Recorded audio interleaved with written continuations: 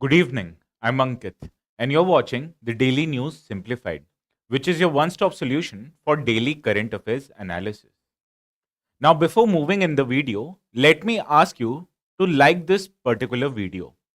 Further, if you like the content that we are providing, you can also share this video with other like minded aspirants.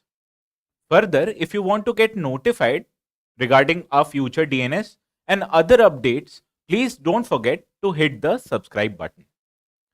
Now, naturally, in today's DNS, that is 9th of December, we are dealing with 7 important topics. The first topic, which is a prelims related discussion, is on the issue of same day settlement of Indian shares. Because in this regard, the chairperson of SEBI, which is a stock regulator, the chairperson, she has highlighted that India is looking forward to move towards a same day settlement of shares, and this will be done by March of 31st of 2024. Further, the second news of the day is on Rwanda, because United Kingdom, which has earlier provided Rwanda with 140 million pounds, it has again highlighted that it will provide a further of 100 million pound to Rwanda, because Rwanda is looking to settle illegal migrants which are there in United Kingdom. Further, the third news article, it is on Dodo, because scientists, they are attempting to resurrect this particular extinct species which became extinct in 17th of century. Further, in our mains related discussion, the first topic is on the issue of food inflation, because RBI governor, he has highlighted that high prices of vegetables in India, it is it will push the inflation in India in a near term. Further, the second article in our mains related discussion is on the issue of urban flooding, because the city of Chennai, it witnessed high rainfall in 3rd and 4th of December, which led to inundation of several areas with flood waters. Further, the third mains related discussion is on the issue of digital public infrastructure, because RBI, it is looking forward to providing cloud services for financial companies in order for financial companies to store their data with the RBI's infrastructure itself. As this particular example, it highlights the increasing level of digital public infrastructure in India. Further, the last article in our DNS is on the issue of Mahua Moitra's expulsion. Now, the article in Indian Express Explain section, it highlights the legal remedies that an expelled MP has, that it should provide them with certain legal remedies which will enable them to gain their membership of the legislature back. Hence, before further ado, let us begin our discussion. But let me also highlight that I will take your doubts in the comment section at the end of the discussion. So please watch this video with every minute detail and ask me any doubts in the chat section down below. Now, the first article of the day, it appeared in page 14 of the Hindu newspaper. And this article, it reports that India, it is looking forward to move towards same day settlement of shares. Now, why are we picking this topic? Because GS paper 3, the syllabus, it mentions mobilization of resources. And capital markets such as share markets, it helps private companies as well as public sector undertakings to mobilize the resources, that is money, from both retail as well as institutional investors. Now, how is the process of share is brought or sold in a share market? For example, if you want to buy a particular share, then you go towards the stock market and then buy this particular share from a seller who is willing to sell his share.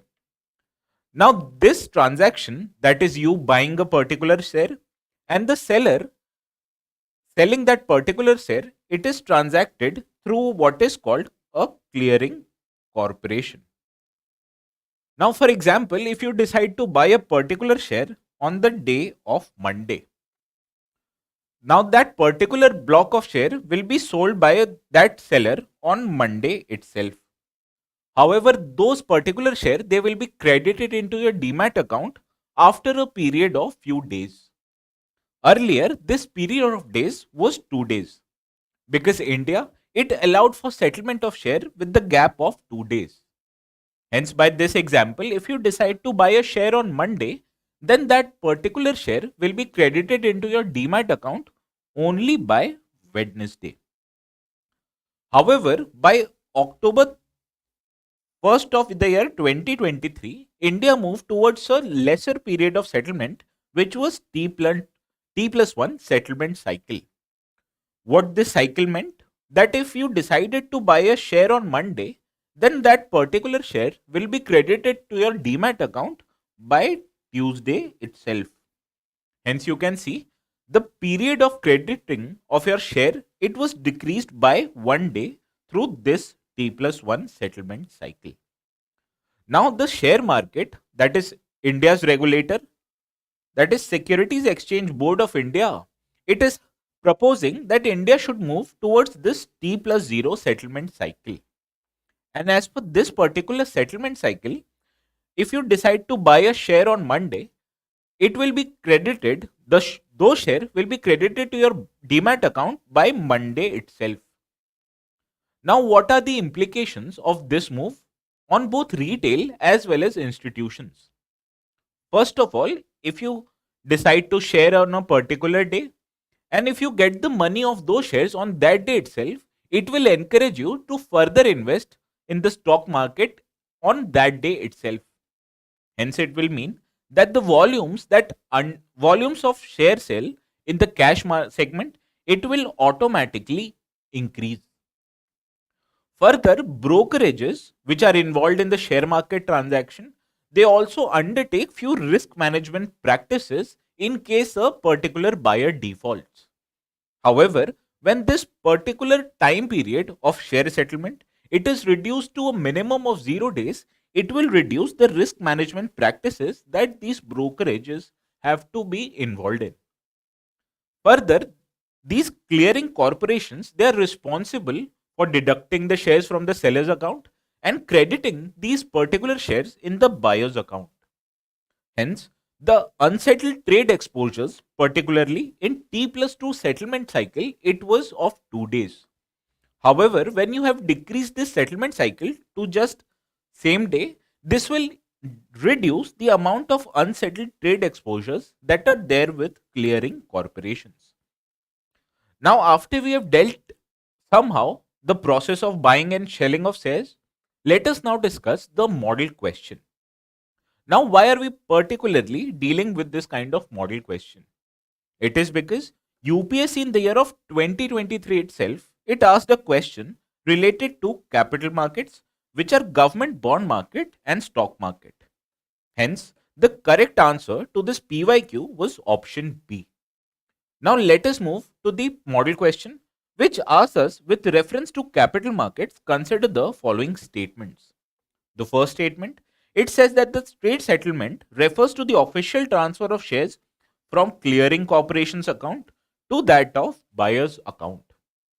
Now that we have already understood that this process of share selling, it is there from sellers to buyer's account, and the clearing corporations, they are only responsible for settling of shares. Hence, the trade settlement, it is official transfer of shares from sellers to buyer's account and not that clearing corporation's account. Hence, the first statement is incorrect. Now let us move to the second statement, which says that the reducing the time taken for settlement cycle will increase the unsettled trade exposure of clearing corporations. Again, this statement is also incorrect because reducing the time taken for settlement will also reduce and not increase the unsettled trade exposures. Hence, both of these above statements are incorrect, which makes our option D the correct answer. Now, with this, let us move to the second article of the day, which appeared in the on the world page of the Indian Express newspaper. Now, in this article, the news article, it highlights that the United Kingdom has agreed to pay some additional amount to the country of Rwanda, because this particular country, it is inviting illegal migrants from United Kingdom. Now, why are we dealing with this particular question? Because this news article has been in news for quite a some time, and also UPSC asks few questions related to borders of countries which are in news.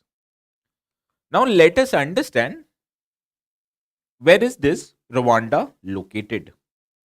Now, as you can see from this map, Rwanda is a landlocked country which is located in the Great Rift Valley of the Central Africa.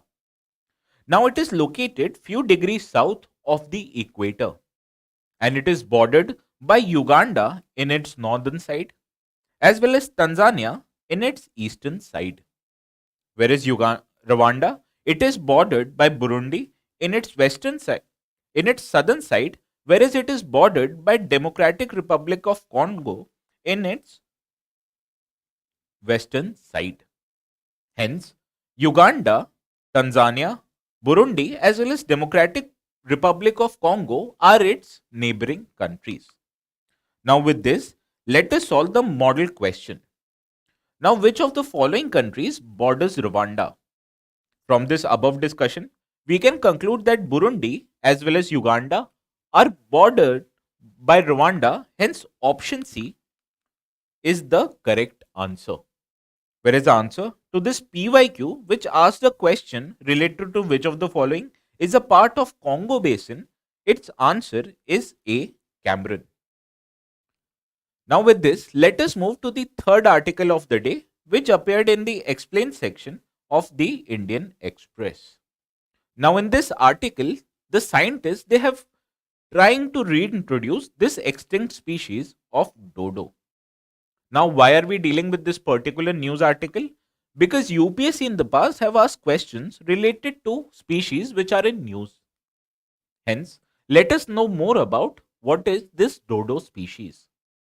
Now, this dodo, as even the news article highlights, it is an extinct species. Hence, the status of this species as per IUCN is that of extinct. Now, this species, it had gray feathers, whereas it also had soft white colored tail. However, the feathers of this bird were small, hence it was not able to lift this bird, thereby making this kind of a bird flightless in nature. Further, the lifespan of dodo was that of 10 to 30 years. And this species, it also had a yellow colored legs. Now, the closest relative of this particular species is Nicobar pigeon, which also lives on the ground as it is unable to fly. Now, this particular species, that is dodo, it was endemic to the island of Mauritius. Now, it was initially believed that the human actions, such as overhunting, it was responsible for extinction of this particular species. However, recent researchers, they have highlighted that combination of human actions in addition to introduction of wild animals such as dogs and macaques have been responsible for habitat destruction as well as loss of its nesting ground. Now that we know more about this species, let us now solve the model question. With reference to dodo bird, sometimes seen in the news, consider the following statements. The first statement, it is a flightless bird with grey feathers, which we know from our discussion is a correct statement. Whereas the second statement, it says that this species is endemic to India, which is an incorrect statement because this species is endemic to Mauritius. Now, the third statement, it says that it is listed as a critically endangered species on the IUCN's red list. Now, as we know that this species is extinct and not in currently endangered, hence making this third statement also incorrect. Now, how many of the given above statements are correct? From which we can deduce that only one statement is correct, thereby option A was the right answer. Whereas answer to this Sanders question was also option A.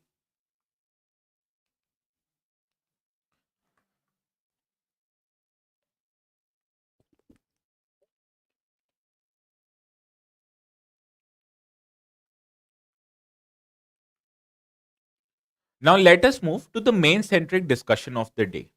And the first article is on the issue of increased inflation, which has been caused by high vegetable prices. And this particular news article and its subsidiary newses, it was covered by both Indian Express as well as the Hindu newspapers. Now, as you can see, there's an increase or high prices of vegetables and other food grains in the Indian economy. And as a result, the government it has taken certain steps such as banning exports of onion or revisiting the wheat stock limits, which will increase the supply of horticultural as well as food grains in the Indian economy, thus reducing the pressures of high vegetable prices. Now, why are we dealing with this particular topic? It is because UPSC in GS paper 3 deals with two issues. The first is marketing of agricultural produce and its subsidiary issues, which has also led to increased prices of food grains in the country. And also, UPSC also deals with issues of buffer stock as well as food security. Further, a question it appeared in the mains of the year 2014, and it asked us that why the certain agricultural produce market committees it has been responsible for cause of food inflation in India. Also, food inflation is not just necessary from economic point of view, but it is also necessary to ensure adequate nutritional requirements of our Indian population. Hence, this news is very much important from mains perspective. Hence, let us start our today's discussion on the issue of food inflation. And the first slide it deals with the reasons that have led to food inflation in India currently. Now, the first phenomena it is called as cobweb phenomena. As this phenomena, it is the first reason why the increase in food prices are there in the Indian economy. Now, you have to understand that the prices of onion, for example, currently it is almost 60 rupees in Delhi. Now that there's an increase in prices of onion, it will encourage more and more farmers to grow onion, as the farmers they might feel that they will get a higher amount for their agricultural produce. However, it takes certain time, for example, 3 to 5 months for onions from right down to sowing to their particular reaping. Hence, you have to understand if the farmers they decide to grow this onion, it will take almost 3 to 5 months for those onions to come into market. Hence, the higher prices of onion, it will encourage farmers to grow more and more onion, which will lead to increased supply of this onion in a 3 to 5 months period. For example, approximately February to April period. Now, during the period of February to April, with rise of supply of onions in the market, we will witness the lowering of prices of onions.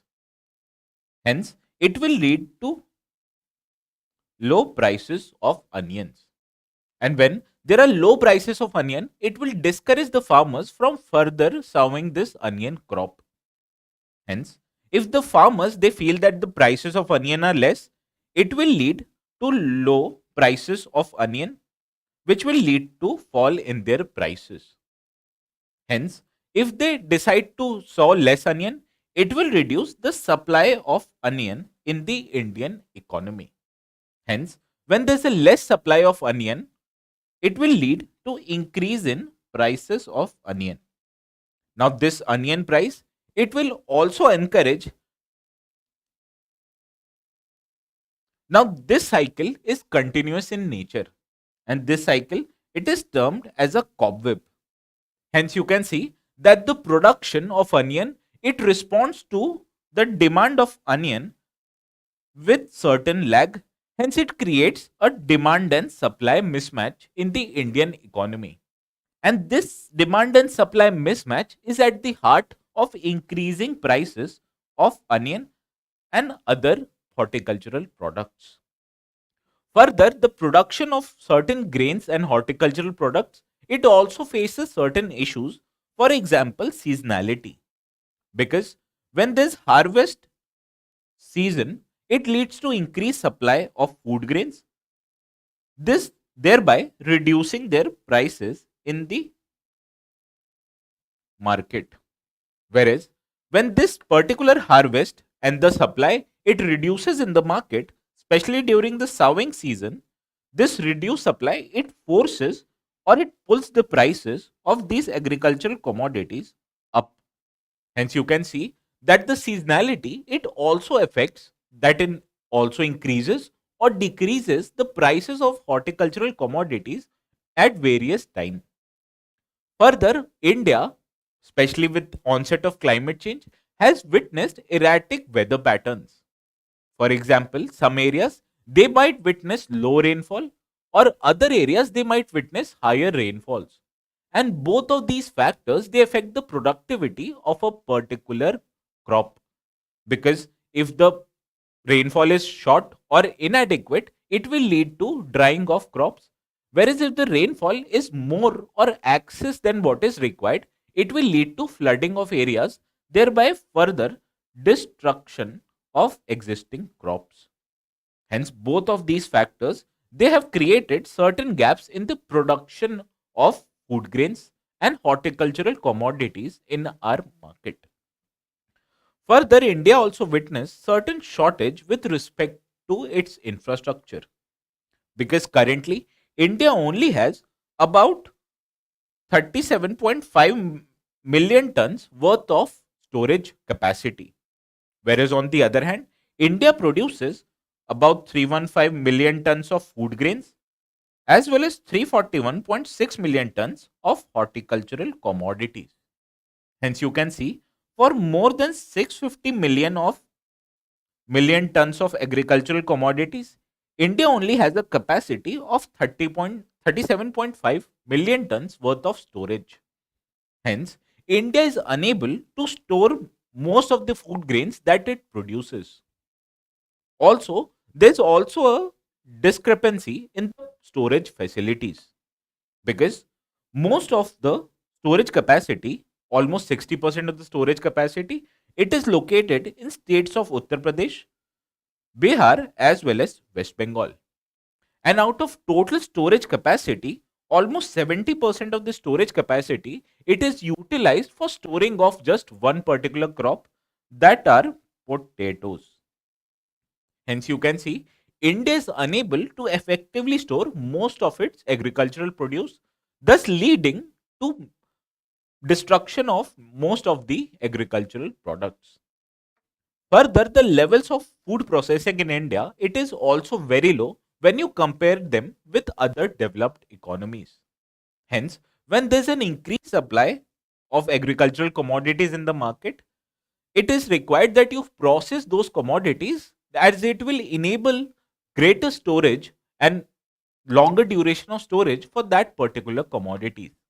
Whereas if you're not able to process all those commodities, it will eventually lead to bad, that those commodities will go bad in a short duration. Hence, due to inadequate storage requirements as well as inadequate levels of food processing, India also witnessed supply and demand mismatch of its food products, thereby contributing to increased inflation. Further, there is also another factor which is called cascading effect. As when a farmer, for example, current retail prices of onion, as I've already highlighted, is that of 60 kgs. However, you will be surprised to find out that most of the farmers they are only getting about 15 to 20 rupees per kg for their onions.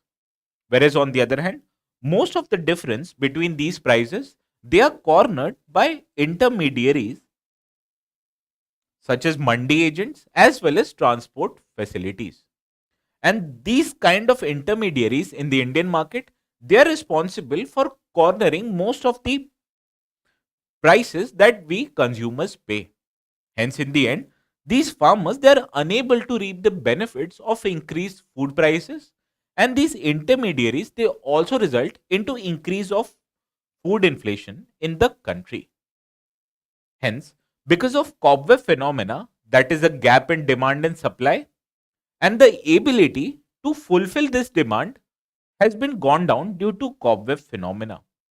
Whereas due to production lag facilities, what we have seen is the erratic levels of production of both agricultural as well as food grains. Whereas infrastructure shortage, it has resulted into inadequate storage facility as well as inadequate levels of food processing in the country. Further, with cascading effect, what has resulted that the final food prices have increased, but these food prices they have not eventually reached the farmers. Hence, after result knowing what are the reasons of food inflation in India, let us know more about what kind of measures that government usually undertakes in order to control this food inflation. Now the first measure it is now this measure it is imposed by the government in form of export restrictions. Now government it bans exports of certain commodities, while on the other hand it imposes export duty on certain commodities. Further, government also imposes what is known as minimum export prices, and all these three measures it is aimed to increase the supply of food grains in the domestic market. Hence, when there is an increased supply of food grains in the domestic market, it will eventually cool down the prices, thus bringing down the food inflation. For example, India recently imposed a ban on export of wheat, broken rice, as well as non basmati rice. Whereas, on the other hand, India imposed an export duty of 20% on parboiled rice. Further, India also involves in imposing stock limits on certain traders. And this imposition of stock limits, particularly under Essential Commodities Act of 1955, it enables government to impose stock limits on traders. As these stock limits, they discourage ho- hoarding of agricultural commodities. As against this hoarding will further increase the supply demand gap. However, when a particular trader is unable to hoard products, it will naturally increase the supply of food grains and horticultural commodities in the market. Further, government has also undertaken some supply side measures. For example, in Delhi, what you see that there are shuffle stores in every locality. And through these shuffle stores, what government usually does is that they provide certain kind of commodities to these shuffle stores, and these commodities they are available at a lesser price when you compare them with market.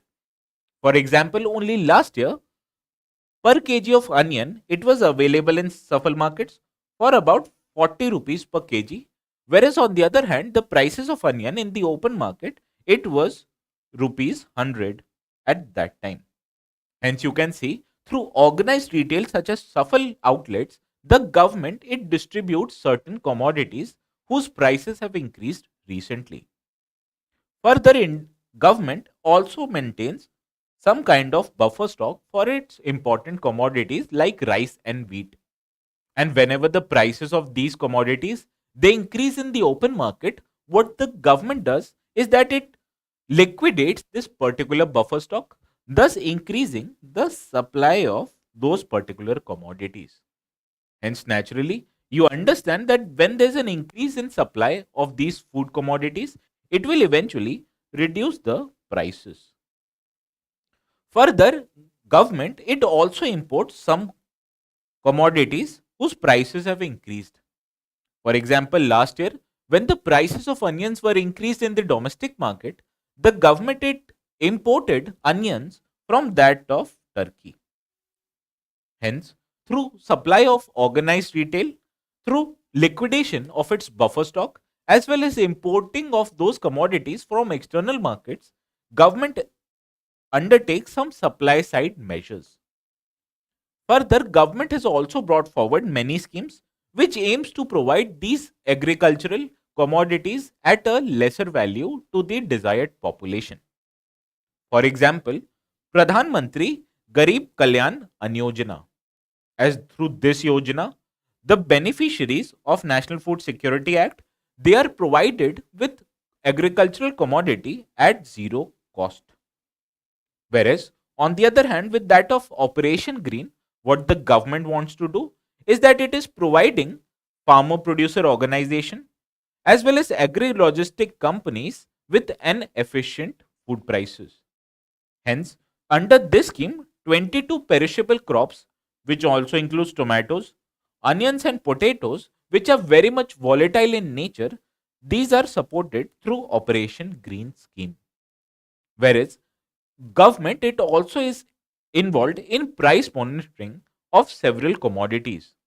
As Department of Consumer Affairs, it monitors prices of select essential commodities as it analyzes the price situation and gives advance feedback for taking of preventive measures. Hence, it these measures they are aimed to provide temporary relief from food inflation in India. Now, let us discuss what are the further measures that should be taken by the government in order to undertake the food inflation or reduce the food inflation in the best possible manner. Now, from this above measures, it must be clear to you that there are two interests and in Indian economy. For example, there are interests of consumers.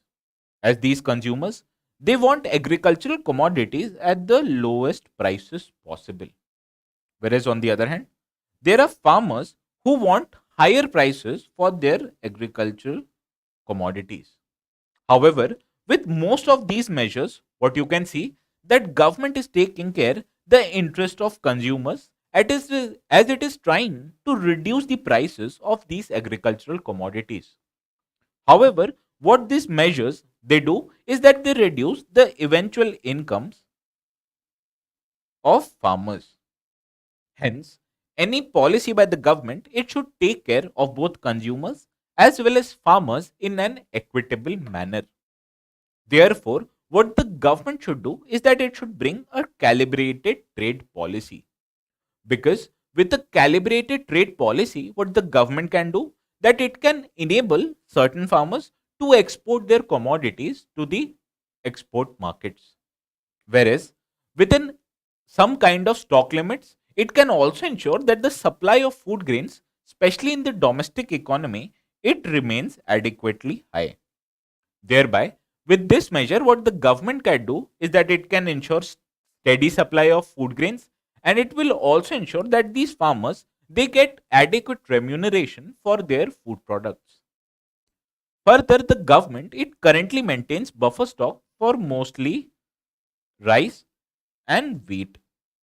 However, as we have seen, that prices, especially that of tomatoes, onions as well as potatoes, they are very much volatile in nature. Hence, the government it should also have buffer stock for these particular crops as it will help them to have an adequate level of supply in the market.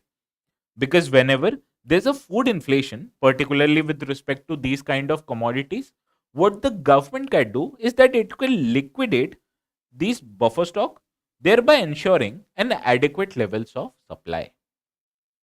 Further, government it previously incorporated an income support scheme in form of PM Kisan Yojana.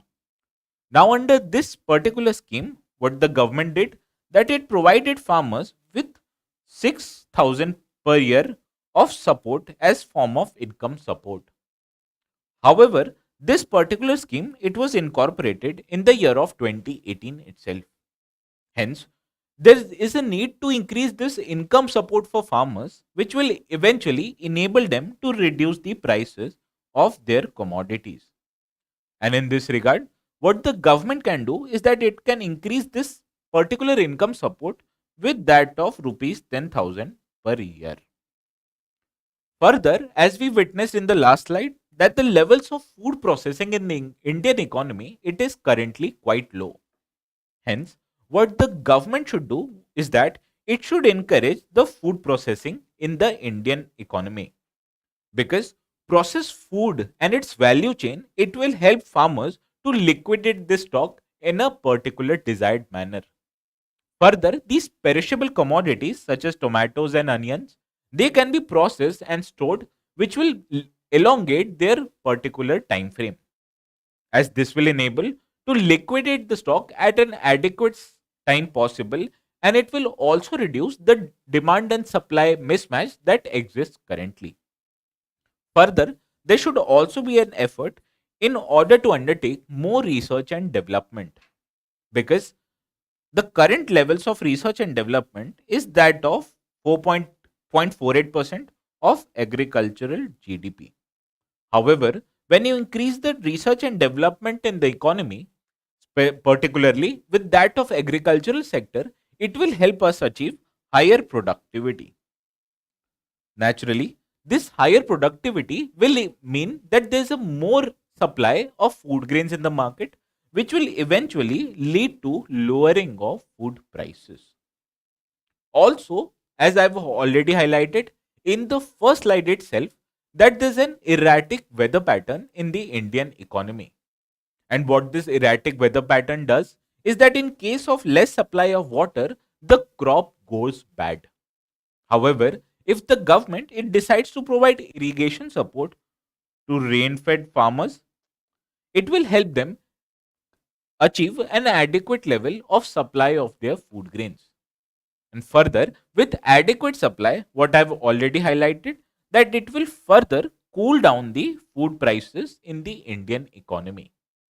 Hence, with a calibrated trade policy, liquidation of buffer stock, especially with that of tomatoes and onions, providing more income support to farmers, increasing the levels of food processing in an Indian economy, increasing the levels of research and development and its spending for achieving a desired level of productivity, and providing irrigation support in rain-fed areas. These measures that can be incorporated, which will increase the supply of food grains. And naturally, this will mean that India will be able to control its food inflation in a more desired manner. Now, with this, let us move to the second mains related article of the day, which appeared in Text and Context, or page 9 of the Hindu newspaper.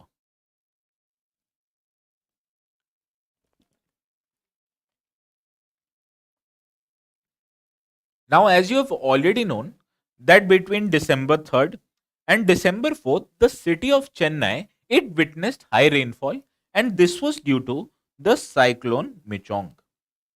And due to this increased rainfall, what we saw that several urban areas in the Chennai city it got inundated with flood waters. Now, this brings us attention to the problem of urban flooding. And why are we dealing this particular topic? It is because UPSC in GS paper 3 it specifically highlights disaster and disaster management. Further, this topic of urban flooding it is also important from mains perspective, because UPSC in the mains of year 2016 it asked a question on increasing frequency of urban floods. Now, what are these urban floods? These urban floods they are referred to as inundation of property in a densely populated urban areas, which is caused by intense rainfall which overwhelms the capacity of drainage systems that are there in urban areas. Now, a natural question might appear that how is this urban flooding different from rural flooding? And it is because this urban flooding it is much more significant in nature, because urbanization it increases the population density in area. Hence, the amount of population affected due to this urban flooding is much more than what is there in rural flooding. Further, in terms of peak and volumes of water flow, this urban flooding is much more than that of rural flooding. Whereas the peak of floods is concerned, the urban flooding it is almost 2 to 8 times higher than that of urban flooding. Sorry, rural flooding. Whereas the volumes of water is concerned, this urban flooding it is almost 6 times more than that of rural flooding. Now, this urban flooding it has wide range of impacts on the economy or the social life of an urban area. For example, as you can see from this picture, this urban flooding it damages the vital urban infrastructure such as transport services as well as power supply. And this it leads to economic losses such as disturbance in industrial activity as well as disruption of supply chains. Further, there is also a subsequent loss in life and damage to property. For example, during this urban flooding, 17 people they lost their lives in the Chennai floods. I'm sorry. Further, with this urban flooding, what we witness is that there is a displacement of people from these flood areas into higher lands. Hence, it is a significant disaster as far as Indian context is concerned. Now, how this urban flooding takes place or what are its contributing factors? The first and probably the most important factor is that of meteorological factor. Because as we have already known that the cyclone Michong, it went from about 100 kilometers coastline of Chennai. And what it did was that Chennai, it witnessed intense rainfall. Now, two areas or two observatories in Chennai, they witnessed almost 46.8 centimeter and 43.8 centimeter rainfall in just between 3 to 4 December. Hence, you can see with this increased rainfall, the amount of water it increased in the Chennai urban area. Now, this amount of rainfall it also added to certain hydrological factors. For example, there are certain parts of watershed which and synchronization of this rainfall water in these watersheds what it leads to increased flow of flood waters. Further, Chennai is a coastal city, which means if there's a high tide in the sea, this increased flow of water will not flow into sea due to high tide. Hence, this high tide it will impede the flow of increased rainwater into the sea, thus adding to the flooding in urban areas. Further, during the rainfall, which is there, what we see is that the soil moisture levels they also increase. And with this increased soil moisture levels, what happens that the water which naturally trickles down or infiltrates into the soil, it reduces. Hence, it reduces the absorption capacity of soil, thus increasing the risk of floods. Hence, in absence of natural bank or overflow channels, what we see is that there's an increased chance of flooding in urban areas when there's an increased rainfall. Further, there are also man made factors which have increased the level of floodings in any urban areas. For example, what we witness in urban areas is that there is a significant land use change because most of the lands which are there near rivers and seashore they have been continuously inhabited by people due to increased population pressure, and this means that there has been certain encroachment in floodplains as well as coastal areas, and this means that the natural flow of water it is obstructed by this encroachment, which further reduces the ability of natural flow of water to the sea. Further, what we have seen that there is a certain kind of infrastructure that has drainage system which are present in every urban area. But with indiscriminate solid disposal or solid waste disposal, what we see that this drainage they remain to be clogged. Whereas in absence of adequate maintenance of these drainage, what we see that these drainage they are unable to take this naturally increased flow of water. And when there's a sudden increase in levels of water due to this rainfall, this drainage system of an urban area it fails.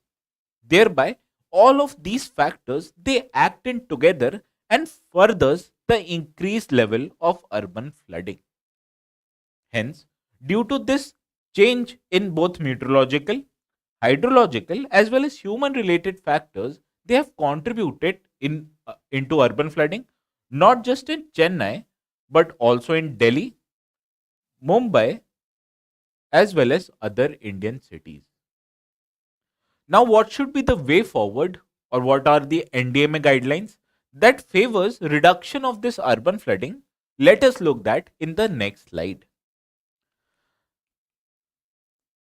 Now, we know that what dealing with urban flooding requires is that there should be an integrated approach.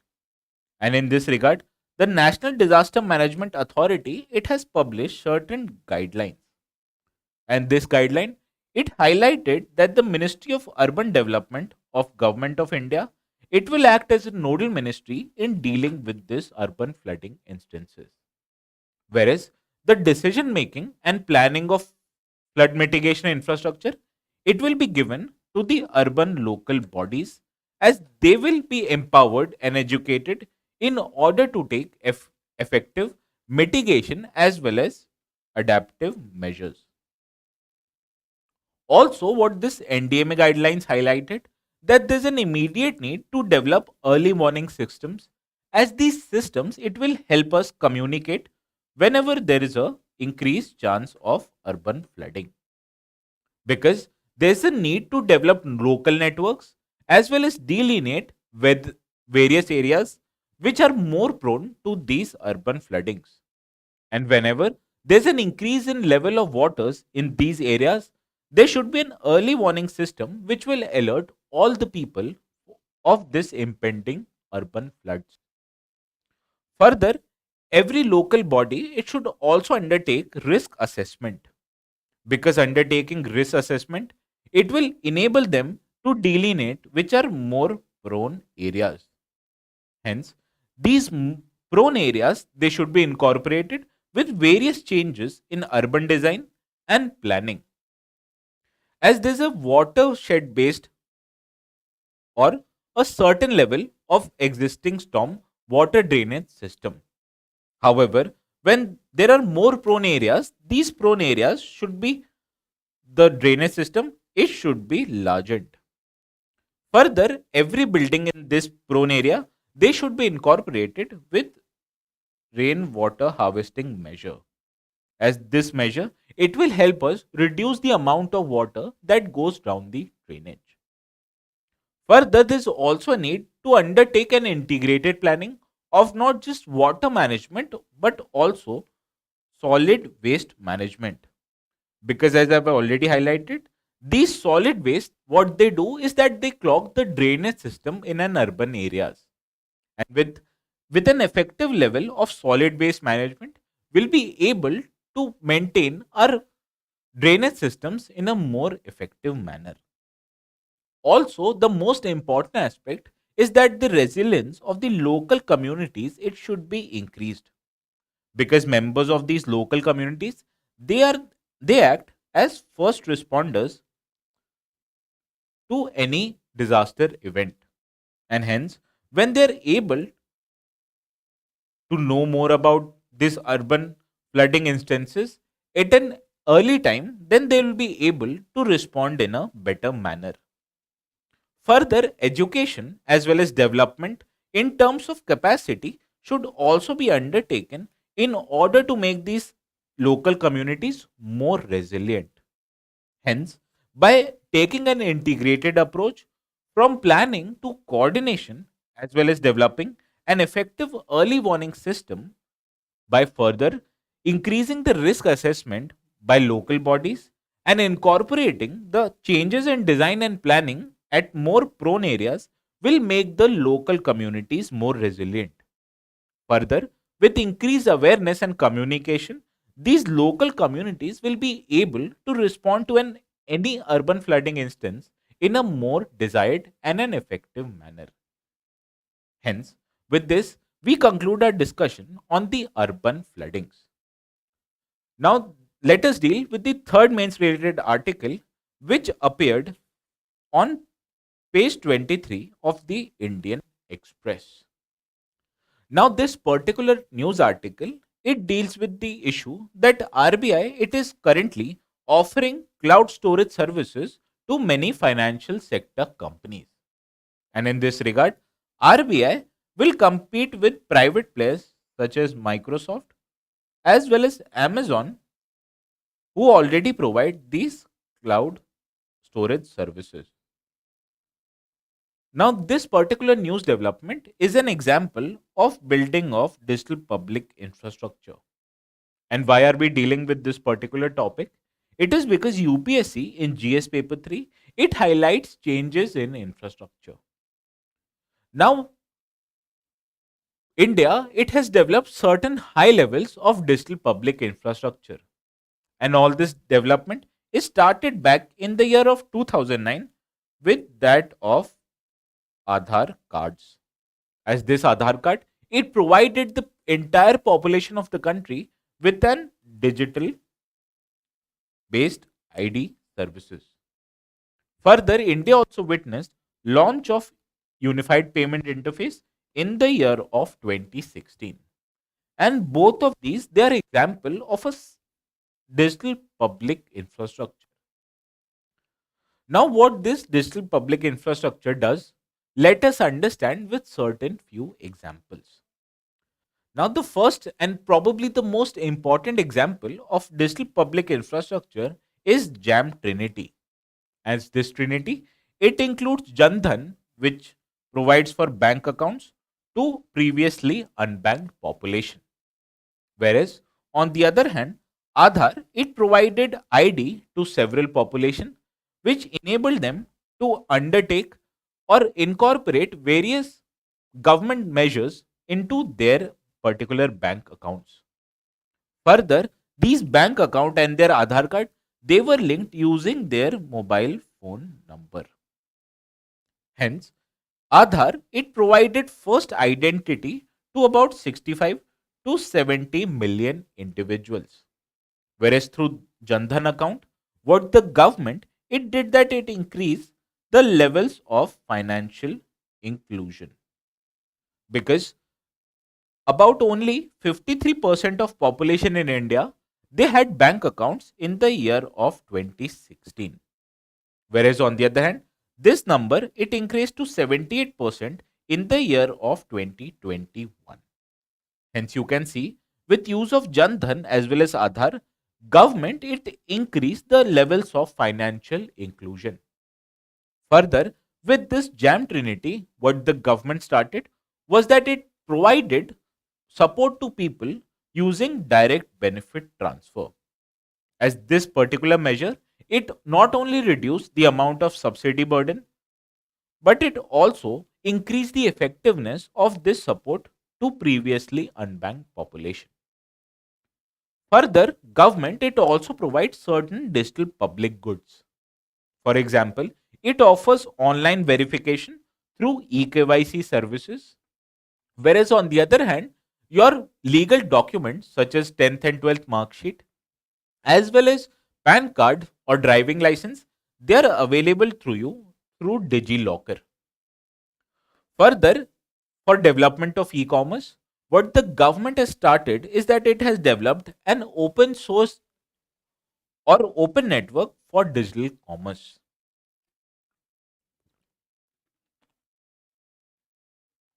Hence, through provision of this digital public goods, was what has government has increased is that it has improved the access of credit to previously unbanked population through eKYC services.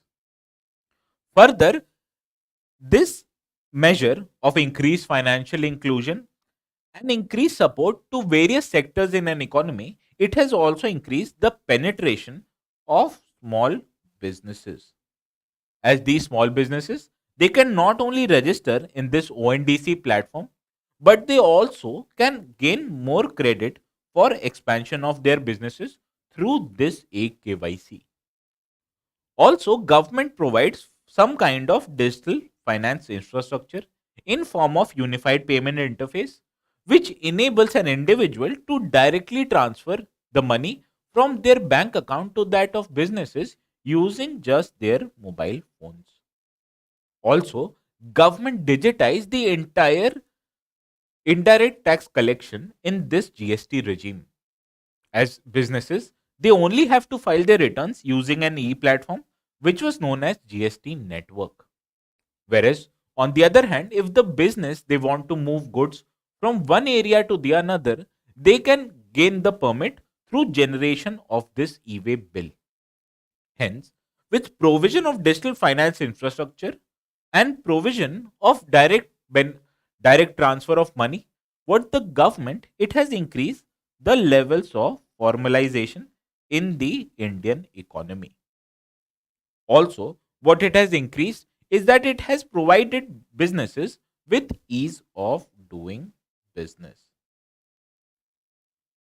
because businesses they can easily file their tax returns using these digital public infrastructure. Further, government it has undertaken certain improvement in its governance through provision of united digital interfaces. For example, government has developed an app called Umang app, which provides all government services only under one app. Further, government it also developed a PM Gati Shakti platform. As this particular digital public infrastructure, it enables central, state as well as local government to track the various level of developments of infrastructure. Hence, what this kind of governance measure does is that it not only provides businesses with ease of doing business, but it also provides reduced logistics cost as well as it reduces the time taken for completion. Hence, through use of these digital public infrastructure, government has not only increased financial inclusion, but it has also increased the participation of small businesses. Further, with provision of digital finance infrastructure, what the government has able to achieve that it has increased not only the formalization of economy but also the formalization of its workforce. Further, with providing of unified digital interfaces such as Umang app as well as PM Gati Shakti initiative, what the government has done, it has not only simplified the governance but it has also improved its implementation of certain projects. But naturally, this development of digital public infrastructure, it also creates some kind of challenges. For example, as all of your personal data, such as ID as well as documents, they continue to be available over the internet. Hence, naturally, anyone can access your personal data with certain level of certainty. And this it creates concerns related to privacy. Further, this personal information which are there on the internet, it also increases the risk of cyber attacks. Hence, because of privacy and security concern, most of the population, especially the old age ones, they are apprehensive of adopting these technologies. Further, there is also an issue related to accessibility of digital public infrastructure, because currently there are only about 650 million mobile phone users in the country. And naturally, this figure means that other side of the population do not have access to any kind of digital device, which further leads to exclusion of these people from accessing digital based services.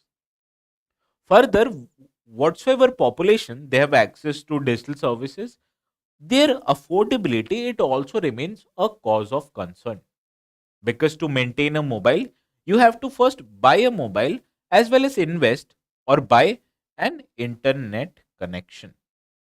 However, with increased prices of not just mobile but also that of internet connection, what it means that the affordability of digital services is it goes down with increased level of inflation. Further, what you can see that most of the government services they are only available in English or select regional languages. Hence, people who do not understand English or the available languages, they automatically are excluded just by the virtue that they are illiterate but they do not know a particular language.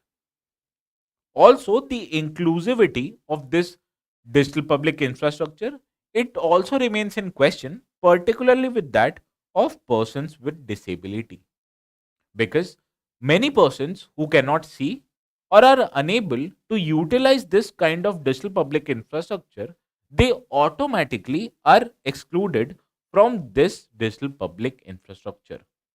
And this may be due to design difficulties or limited accessibility feature that are available to persons with disability. Now, what the government can do in order to reduce these challenges? Let us look this in the next slide.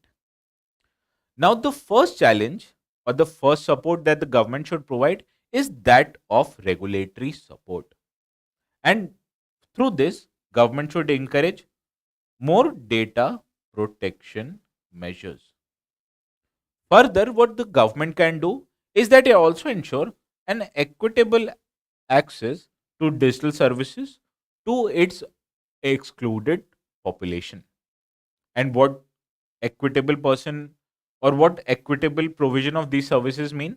That the government it should look to invest in provision of digital infrastructure, as there's a need to increase the level of internet penetration in that of rural areas. Further, the government it should also look to subsidize digital devices.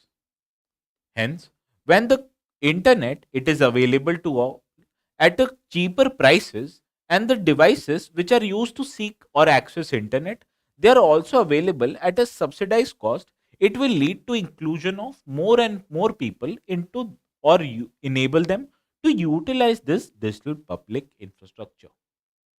Further, what the government should do is that it should encourage the development of content which are more localized in nature.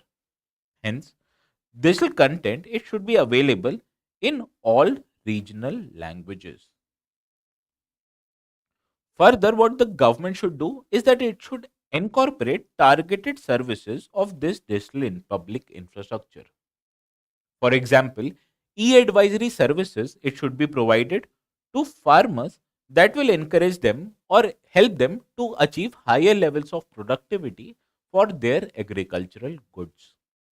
Also, with increased penetration of e-advisory and e-healthcare services, what the government should look that it should achieve the adequate levels of healthcare, especially with that of women and children. Further, government it should also look to provide e-education services to that of tribal children as well as children who belong to poor classes. Hence, with increased regulatory support, especially with that of increased data protection measures, provision of digital infrastructure in a more equitable manner, with increasing of internet penetration in the rural areas, as well as subsidizing the cost of digital devices, with this government can look to increase the levels of digital public infrastructure. Further, with provision of local content in regional language, it will help government increase the inclusivity of this digital public infrastructure. Whereas with targeted services, especially through that of farmers, women and children, what the government can do is that it will help these targeted population achieve a higher level of well-being. Hence, this was all for today's discussion on digital public infrastructure. And with this, let us move to the last article of the day, which appeared in explained section of the Indian Express. Now, this particular news article it deals with expulsion of a Trinamool Congress MP, that was Miss Mahua Moitra, as she was alleged to be involved in a unethical practice. And based on this unethical practice, the Committee of Ethics of Lok Sabha it recommended the expulsion of this particular MP. Now, why are we dealing with this news article? Because GS Paper 2 syllabus it deals with Parliament and state legislature and its functioning, conduct of business, powers and privilege, and issues arising out of these. Further, specific committees such as estimate committee and its question was asked in the mains of 2018 itself. Hence, the workings of ethics committee, which we have dealt in previous DNSs, it is also important from mains perspective. However, in our today's discussion of this news article, we will primarily deal with what kind of measures that an expelled MP currently has. As this expelled MP, can he or she appeal towards the higher judiciary in order to restore his or her membership? Now let us deal with what kind of legal remedy that an expelled MP currently has. Now naturally, the Article 112 of the Indian Constitution, it held that proceedings of the parliament, it cannot be questioned in any court of law. However, in the Raja Rampal case, which was that in 2000s, this case it dealt that Supreme Court or higher judiciary, it can deal with certain kind of cases even when it affects the functioning of a particular house. For example, if any proceeding of the house it violates the substantive nature of the decision or it violates the constitutionality of India's constitution, then the Supreme Court or higher judiciary it can inquire into the proceedings of a house. Further, if, when the proceeding of a house it violates the fundamental rights of a citizen, then also the Supreme Court it can hear cases regarding the functioning of legislature. Also, Article 105 of Indian Constitution, it gives certain powers and privileges to both houses as well as its members. However, according to Supreme Court in the Raja Rampal case, what the court highlighted that the court can inquire into even into, as this article it does not grant house or its members the complete immunity to parliamentary proceedings.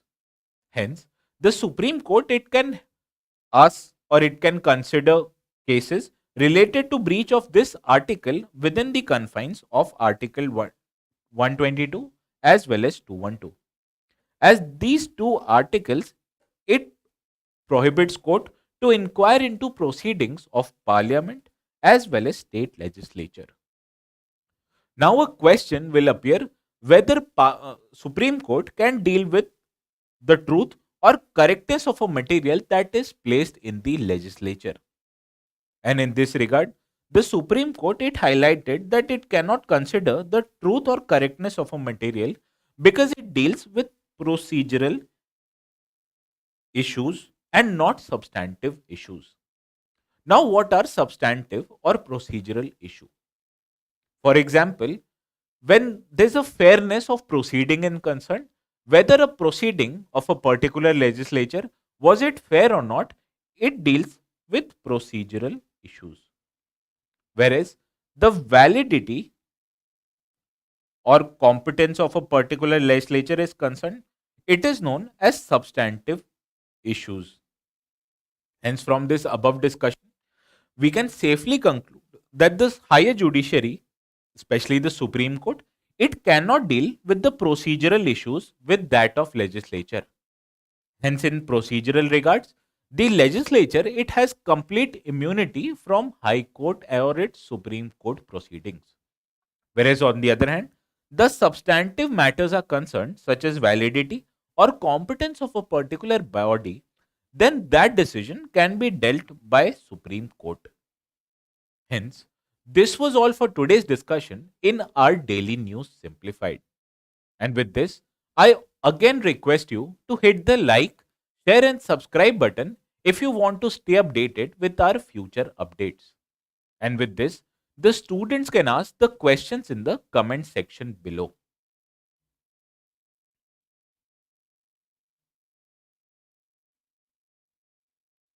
Now I'm waiting for your question.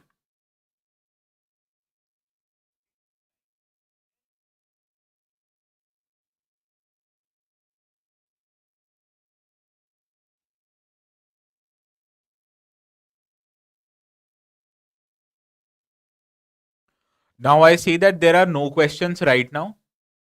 And hence, students, if they have any doubts in their mind, they can ask their doubts in the comment section below.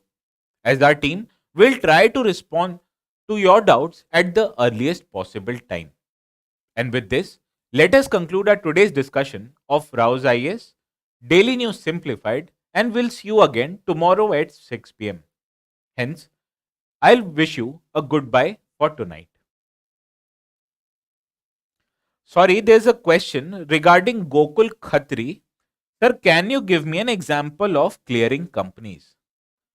Now there's a clearing corporation of India Limited, and this clearing corporation, it is involved in settling of share trades, as it deducts those shares from the seller's account and it contributes to shares in your buyer's account. And this is only important from our today's discussion perspective. Hence, Gokul, those clearing companies, they are responsible for settling of trades. Hence, again, I wish you a very good night.